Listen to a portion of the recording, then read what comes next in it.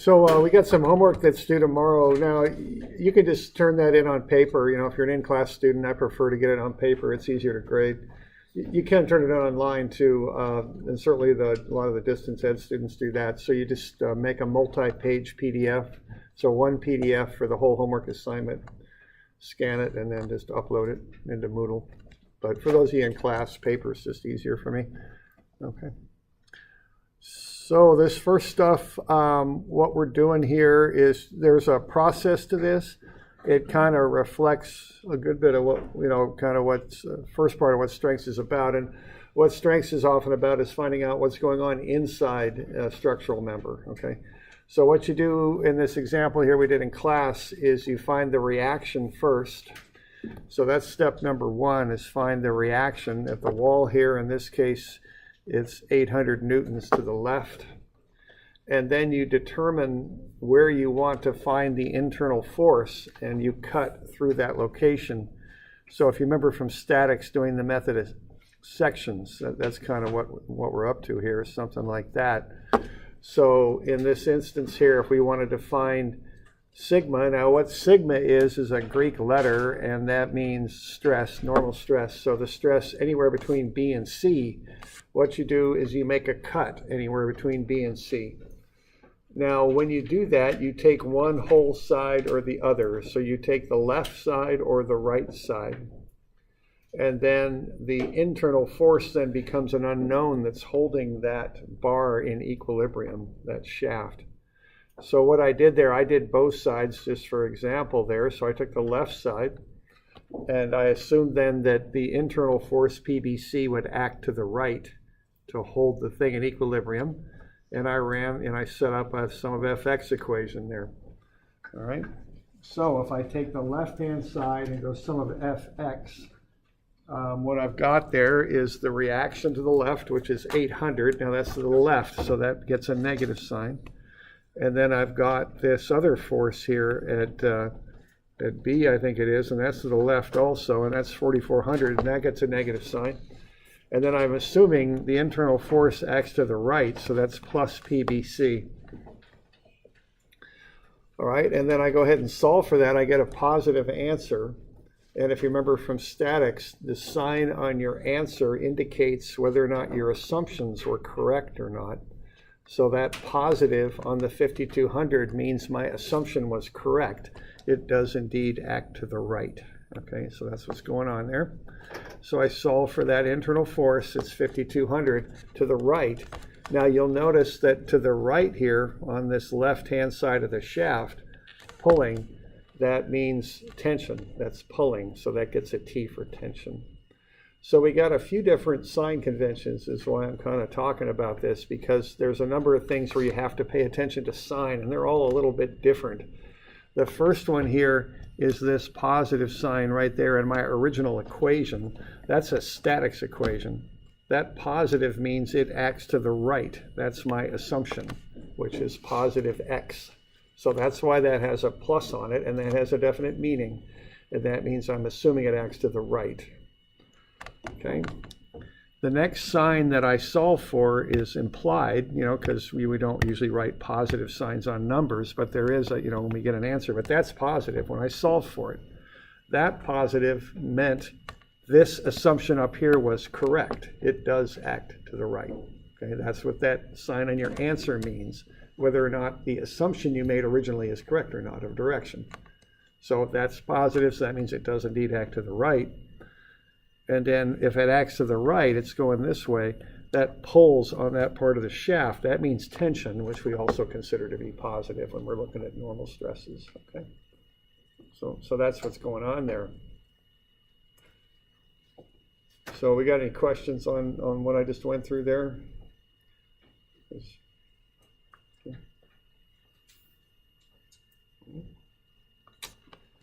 Okay.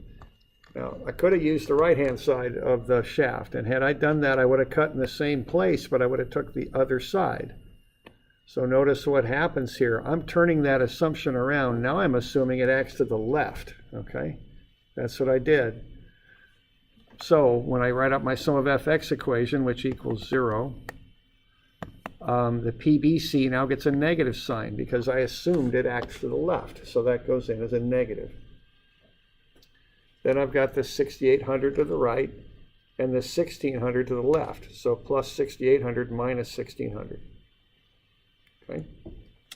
Now when I go ahead and solve for that, I get a positive answer. That means my assumption this time to the left is correct. Okay, that's what that positive answer means. And then what I get then is that's tension, because once again it's pulling. So notice what's consistent here is PBC is pulling. It's in tension. Notice when it's in tension and I'm using the left-hand side of the shaft, it pulls to the right. But when it's in tension for the right-hand side of the shaft, it pulls to the left. Okay, they're both tension. They're both pulling from the perspective that I'm looking at. So we want to, I'm mentioning this because I just want you to keep all this stuff straight, okay? You with me there? So the sign on the, you put into the equation indicates which direction you assume it acts. The sign you get out of the equation indicates whether your original assumption was correct or not. And then we also have this bit with positive tension, and negative is actually compression when you write answers down and do things like that. Okay? And then we just divide by the area, cross-sectional area, we get the stress. Good with that? Yeah, question there? I was curious about your rounding. From 200 over 31 Yeah. So the question is about my rounding. I guess my response, a lot of people wonder about my rounding sometimes. I'm a little careless with it. In structural engineering, the rule for significant figures is 3 figures. Done. Okay. So 3 figures is plenty good for structural. Some people take it down to 2, but that gets a little sloppy for me, so I just go 3. And that's all I do. I don't do significant figures. The rounding I get a little sloppy with. But when I'm building a structure, I throw safety factors on things, typically 1.4 or 1.5, which, so I'm not that worried about significant figures because I know I'm going to throw a big safety factor on it. Anyways. So yeah, your answer is I'd like 3 significant figures. The general rule of thumb for me is if you're within 1% of the answer I calculate when I give you answers on homework, you're probably good. It's probably just rounding problems, or not problems, differences, you might say. And now, if you start getting much more than 1% error off of what I show, then there might be something wrong in what you're doing. Okay. All right. All right, so that's the basic idea of what we're doing here. All right. Now, why don't we look at some of this homework and see, this stuff's due tomorrow, so I don't know if you have questions on it. They're both problems on that basic theme of doing things there. So this first one here, looks very, very similar. I mean, obviously.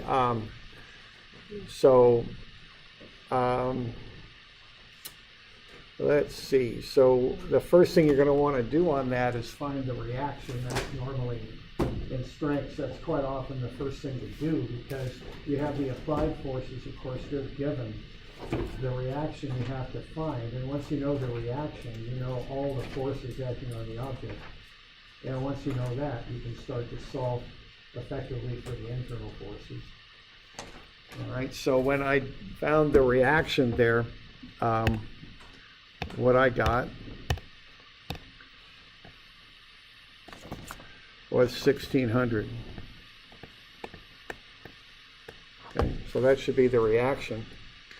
And then if you want to start to find these internal forces, which we do, you make a cut through where you want to find them. You take one whole side or the other whole side because you want to find that internal force that's required to hold the object in equilibrium is what you're doing. So if you take that left-hand side and make a simpler free body diagram out of that, what you got is you got 4,200 going this way, and then 24 and 24 makes 4,800 going this way. So you're going to then find PBC, which I'll put on like that, okay? So I'm taking so that's my free body diagram. And then when I go sum of fx,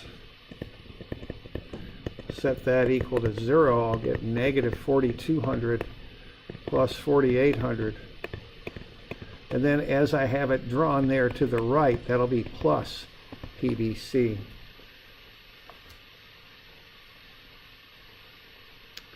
All right, so when I solve then for PBC, and I'll take the other two terms to the other side of the equation, I'll get negative 4,800 when I take it over, and the negative 4,200 will become positive. So that'll get me a negative 600. So what that negative means is PBC does not act to the right. Okay, it'll be 600, it's negative 600 newtons. So what that means is it's 600 newtons not to the right, but to the left. Okay, that's the meaning of that. And what that equals is 600 newtons compression. So what you then do would be to find the area of that section of the beam. It's 0.00126 square meters. So then sigma, which means stress, normal stress for BC, is, you could say, negative 600 newtons, and the negative meaning compression, over 0.00126 square meters. And that will get you 477,000 newtons per meter squared, which you could say equals 0.477 megapascals. That's how you could write that out.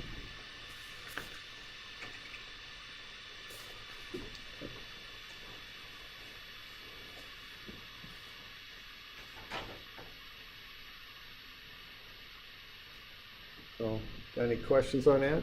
The process on that?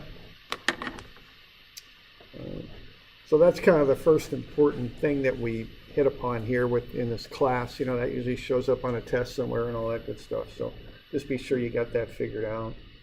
Just make a cut where you want to find the internal force.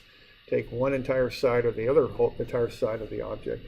Because what you want to do is find the internal force required to hold the thing in equilibrium so it doesn't fall apart or break. Okay.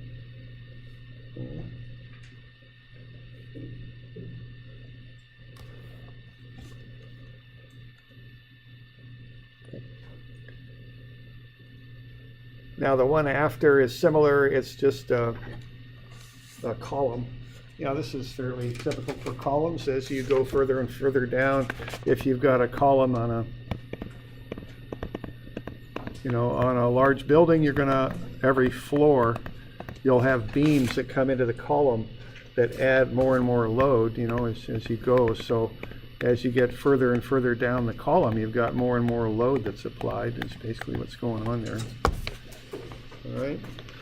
So it's a similar thing. You're going to want to find the reaction down here and then just make the cuts through the beam or the column where you want to find those internal forces. Same thing.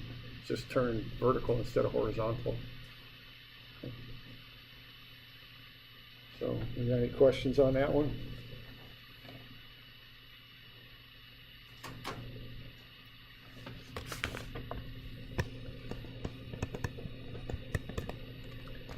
I think I had some busts on the air, but I think it was some years ago, so I don't think it's in the packet anymore. But you ought to be getting 23,750 pounds per square inch for AB. And then for BC, you ought to get 68,750 pounds per square inch.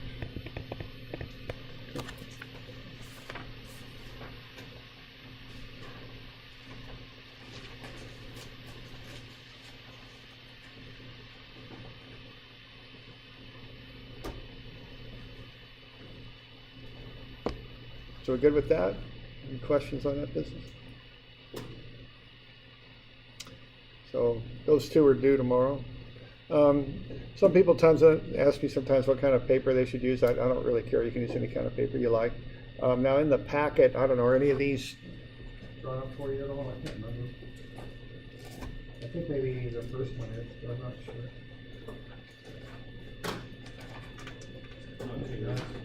Yeah, 102 is. So just take page 1A out of the packet and do the homework right on there. That's the intent of that, okay? Just save you a bit of time. 1B you have to do yourself. Yeah, question? You want to design the diagram or just provide a diagram? For the ones that you do, yeah, I'd like a picture of the object.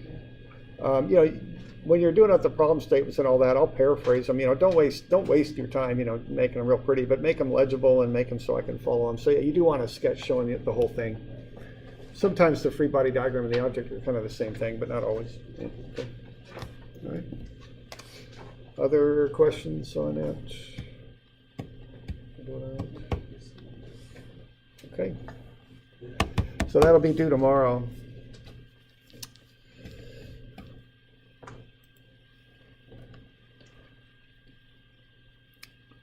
All right, let's have a look at kind of the next stuff down the line here, which is stress and strain.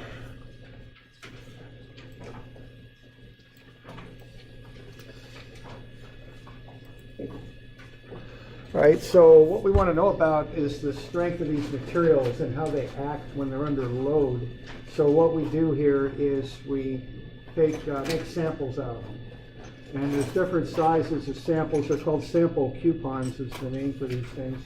And what they do, they just take a sample of whatever material it is we want to investigate, and then we mill it down to specific shapes. And then we put it in what's called a tensile tester, and we test it. Okay, so here's, I think this is titanium, this one, it's on the left there on the slide. And then we've got aluminum one here, and then we got a mild steel in here, half of one anyway, so it's broken. And then we test these things. We pull them apart, and we measure the deformation of the sample as it's being failed. Okay, so that's the basic material test that we do. So as we pull on these things with a big hydraulic machine that looks something like that, a tensile testing machine, and as we pull on it, we measure the elongation of it, how much it stretches out. And we plot that data on an XY kind of curve here, or XY graph. An idealized, simplified graph would look something like that. You know, when you actually perform these tests, usually they're not quite that pretty, so to speak. They don't look quite that neat and clean and all that. But this is the basic idea. All right. So to test these materials, the most basic test is a tensile test. And what you do is you put these things in a hydraulic machine, pull them apart, and as they pull apart, you measure how much they elongate. All right. Now I've got some videos here in Moodle. I won't record them because if you're watching online, you can just click on the links to the videos and watch them. We'll watch them here in class, okay? So I'll pause the recording while we do that. But if you're online, you should just look at those 3 recordings there that are in Moodle. All right, so that's just some videos of that. Why don't we take a look at this graph here and go over that a little bit. So we'll use a little bit different terminology, and especially in that first video with the British narrator, we use a little bit different terminology and even units than she was describing there. But what we got here, we got a graph with an X and a Y axis. The Y axis is sigma, which is the normal strain or excuse me, normal stress, normal stress or axial stress. Those are kind of 2 terms for the same thing, which is the force over the area. And on the other side is the strain, which is the x-axis. The strain is the amount of elongation divided by the original length. So think of the strain as being like a percentage of elongation, but not actually percentage because you don't multiply through by 100. It's more like the proportional elongation. So I'm on page 125, okay? So what we're plotting up here is stress versus strain.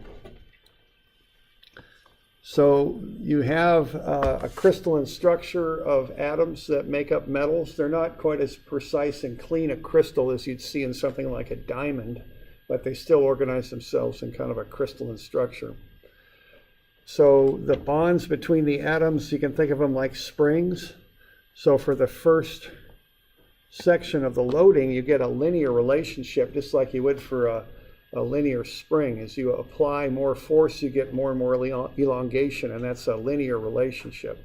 So you get a straight line of the graph The slope of that line is called the modulus of elasticity, E, which is also called Young's modulus. Okay? And what that is the change in stress divided by the change in strain.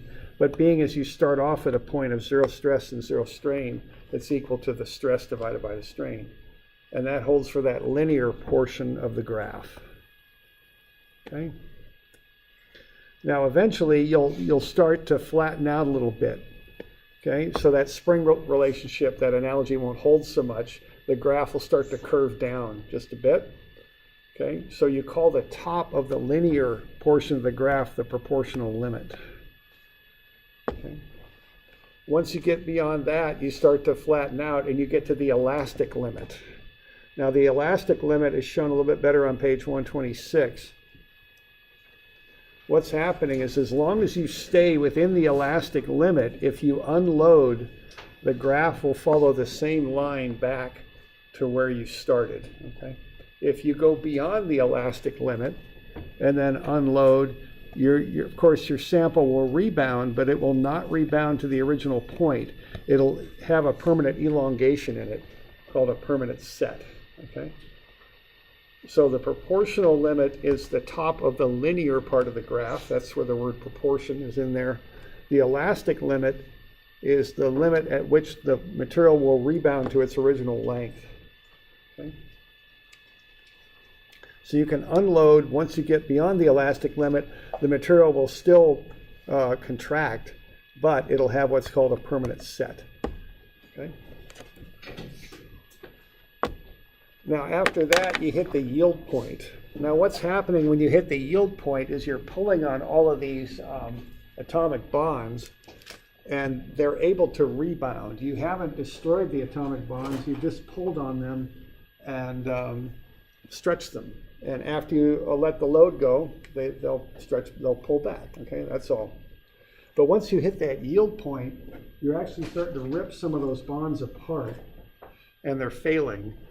Okay, so the best thing I can give you that you might have experienced, if you ever blow up a balloon, you know how it's kind of hard to blow up the balloon, then all of a sudden, bang, you just hit this point and it just expands? That's kind of what yield is like.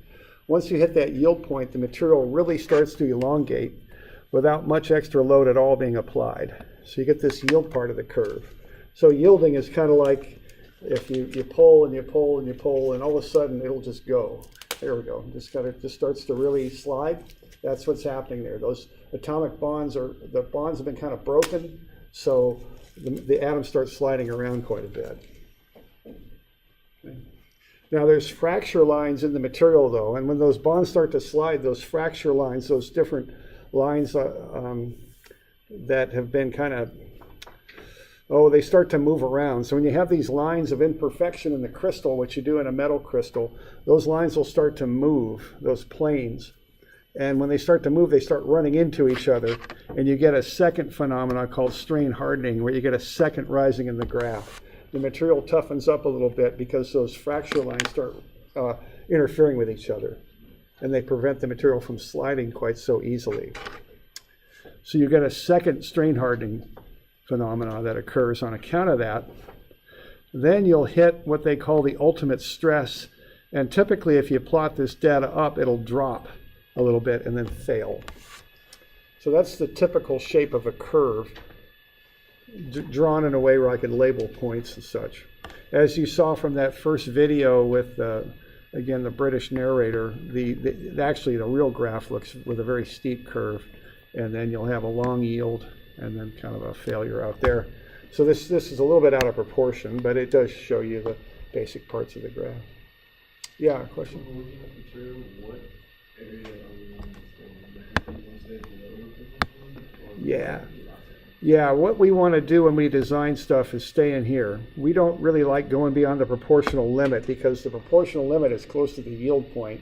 And once you hit that yield point, you don't really know, it's really hard to predict how the material will act.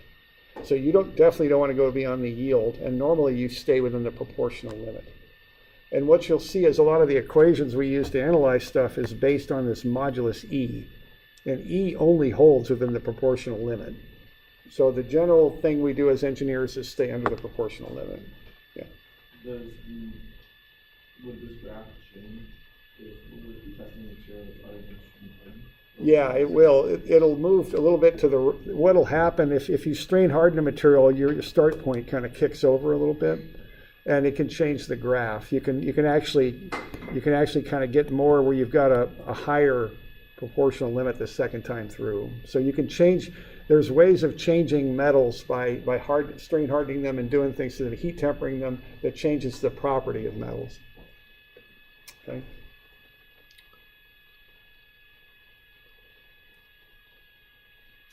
Let's see. Any other questions on that?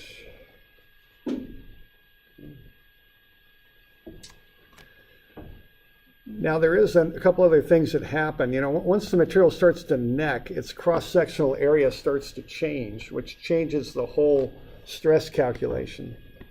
So the actual stress actually keeps going up until failure, but it's very hard to track that changing cross-sectional area as the material necks. Okay, so what the typical thing that's done is you use the original cross-sectional area throughout the calculation here, over here.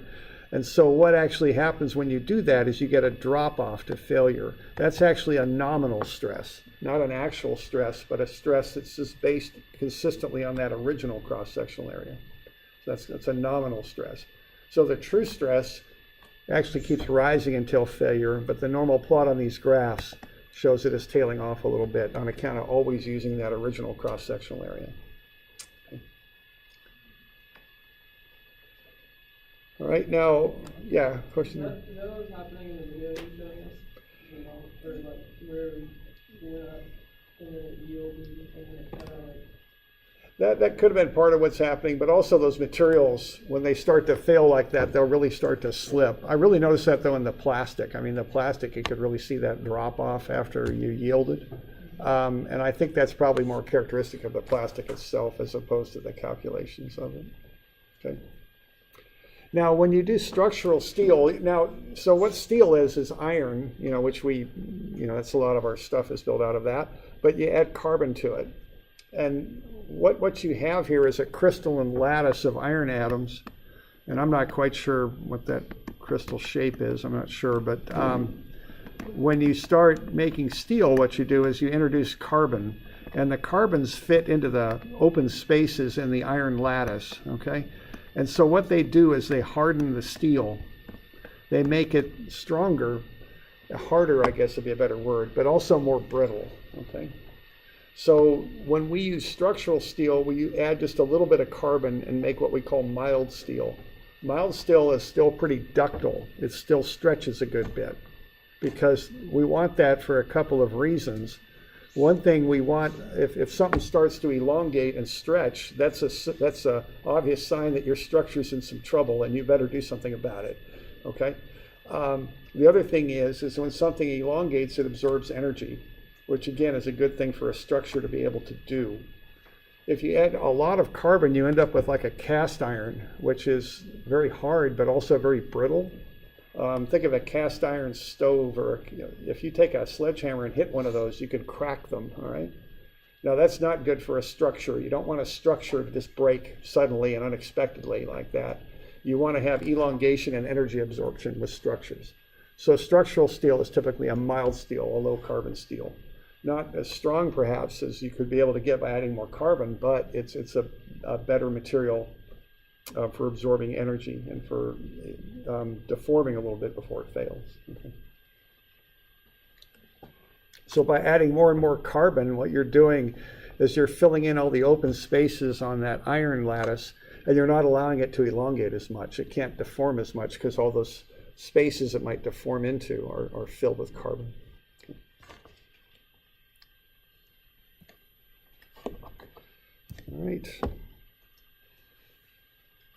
All right, now the other thing is this idea of yield stress.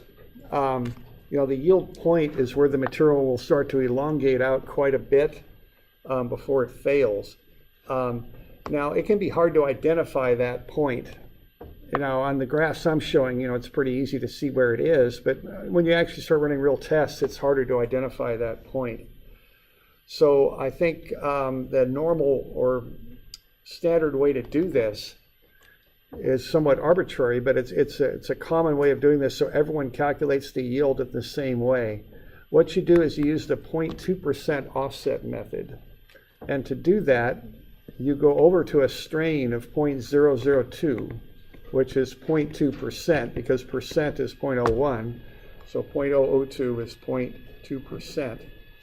Mark that point on the x-axis and then draw a line parallel to the linear portion of your graph, and then see where that intersects your graph, and that by definition is the yield point. And that's a standard way of computing a yield point, and it's used quite a bit because it's a standard way that you can, where everyone's calculating the yield point using the same method. So it's a common way of doing that. So when I have you find a yield point, use that method. Find 0.002 on the graph, draw a parallel line up and intersect. That's what you want to do. Okay.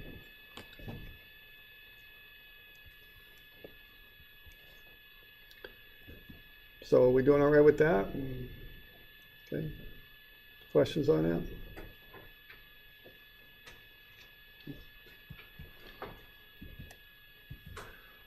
All right, now I'm going to get you 111 to do, and we'll probably make this do, we'll do Monday. And let's have a look at this.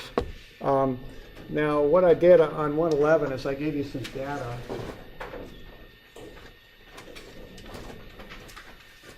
So 111 is on page 2 of your book there. I'd like you to use either a spreadsheet or MATLAB, Scilab, something like that. Now keep in mind that your mechanical types, you're going to be using Scilab, MATLAB, whatever, next year a good bit. All right, so get used to that. Civils will be using more Excel, I think. So let's use a spreadsheet or MATLAB, Scilab on this.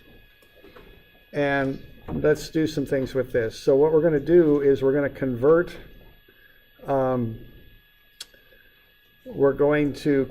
the force that you're given. So you're given 2 columns of data. So take the load, convert that into stress. Okay? So the stress, which is sigma, is the load P over A. Okay? And you're given the deformation, which is that Greek letter delta. Convert that into strain. And what that is delta over L. So do those conversions right off the bat. Okay? And then create your graph. Now, when you're doing this, let's see if I can get to something better here.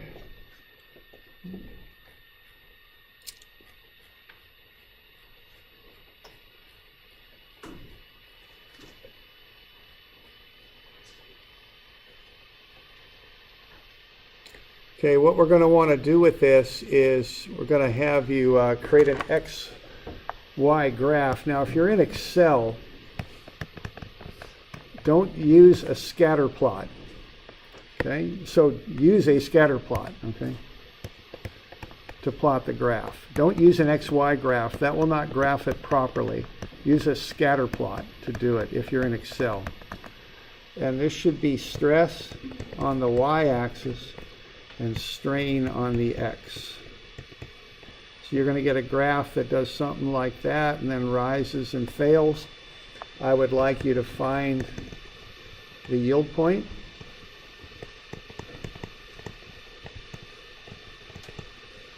And I'd also like you to find the ultimate stress.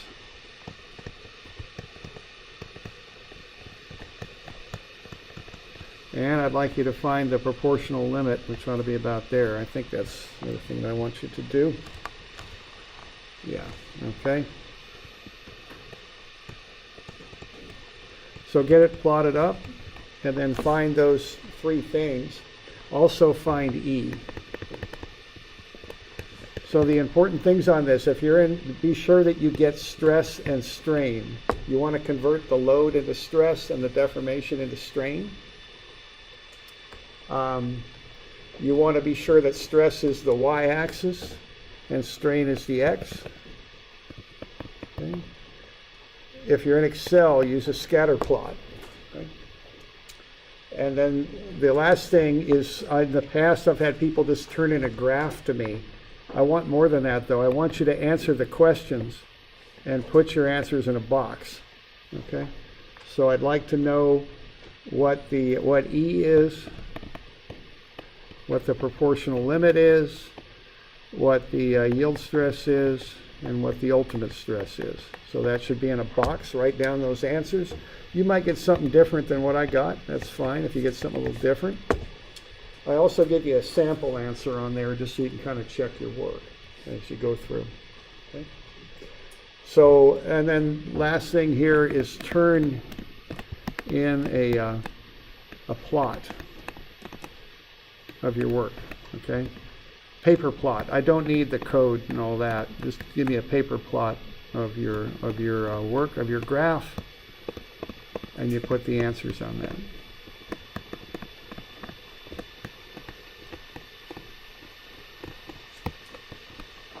Okay.